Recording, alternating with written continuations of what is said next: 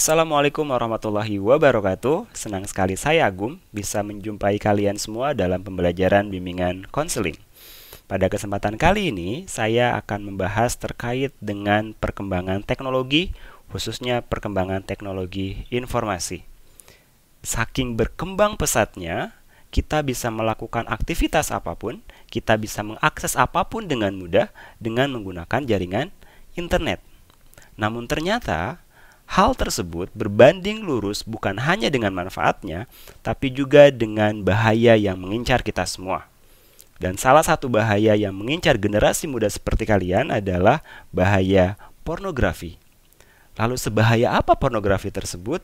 Mari kita sama-sama saksikan pembahasannya dalam video berikut ini.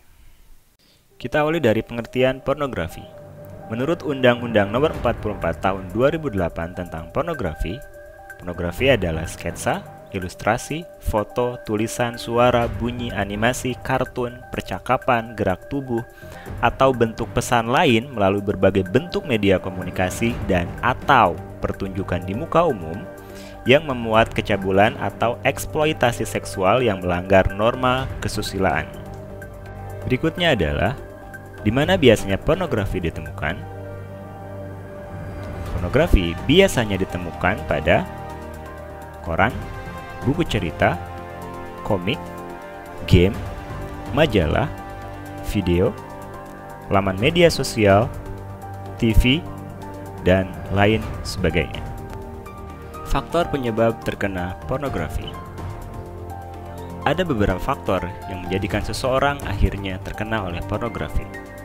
Di antaranya adalah pola asuh yang keliru menyebabkan anak menjadi kesepian, jenuh, tertekan, pemarah, dan lelah.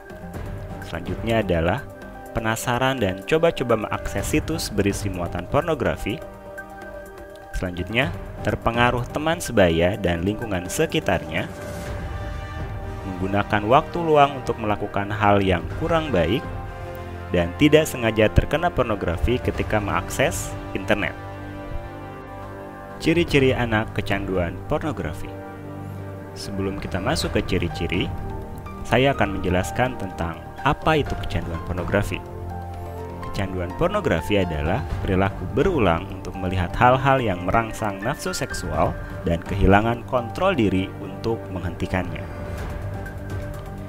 Ciri-ciri anak yang kecanduan pornografi diantaranya adalah sering tampak gugup apabila ada yang mengajaknya berkomunikasi, tidak punya gairah beraktivitas, malas, enggan belajar, enggan bergaul, enggan lepas dari gawainya atau gadgetnya, senang menyendiri terutama di kamarnya, melupakan kebiasaan baiknya.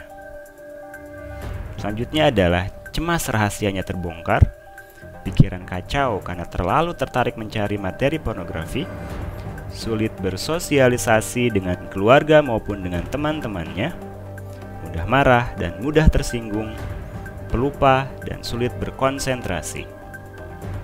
Grafik tahapan proses kecanduan pornografi.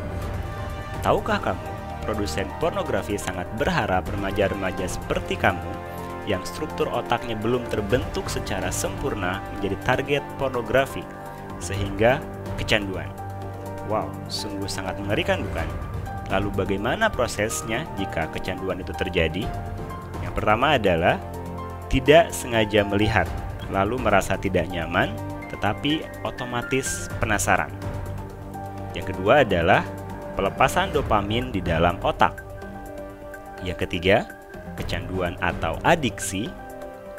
Yang keempat, tidak peka lagi atau desensitisasi. Yang kelima, peningkatan level pornografi. Dan yang keenam, acting out atau melakukan apa yang dilihat. Dampak kecanduan pornografi. Menurut Mark B. Kestelman, pornografi adalah narkoba di era milenium baru yang membuat dunia berada di tengah-tengah bencana yang sangat mengerikan. Selain dapat mengacaukan kehidupan, membuat adanya penyakit menular seksual dan bunuh diri, pornografi bahkan dapat merusak otak pada bagian PFC. Apa itu PFC? PFC adalah prefrontal cortex, yang menurut seorang ilmuwan yang meneliti tentang otak, Jordan Grafman, PFC ini hanya dimiliki pada manusia. Dan PFC ini juga yang membedakan antara manusia dengan makhluk hidup lainnya, termasuk membedakan kita dengan binatang. Lalu apa jadinya jika PFC ini rusak? Kamu akan mengalami penurutan kemampuan dalam. Yang pertama adalah berkonsentrasi. Yang kedua, sulit memahami benar dan salah. Yang ketiga, sulit mengendalikan diri. Yang keempat, sulit menunda kepuasan. Yang selanjutnya adalah sulit berpikir kritis. Dan yang berikutnya lagi adalah sulit merencanakan masa depan. Dampak selanjutnya yang tidak kalah mengerikan adalah bahwa pornografi dapat merusak otak. Seorang ahli bedah otak dari University of Texas yang bernama Donald Hilton Jr. mengatakan, jika difoto menggunakan alat magnetic resonansi imaging, otak yang rusak akibat pornografi memperlihatkan kerusakan yang sama dengan otak yang rusak akibat kecelakaan. Selain itu, Donald Hilton juga mengatakan, berbeda dengan dampak nafsa yang merusak di 3 bagian, maka pecandu pornografi yang sudah melakukan hubungan seks dengan anak-anak mengalami kerusakan otak di 5 bagian. Nah, ternyata kerusakan otak akibat pornografi itu jauh lebih berbahaya. Tidak hanya itu, pornografi pada anak-anak sepertimu akan lebih berbahaya dan bersifat merusak karena PFC yang ada di otakmu belum matang dengan sempurna. Ternyata dampak pornografi sebegitu mengerikannya.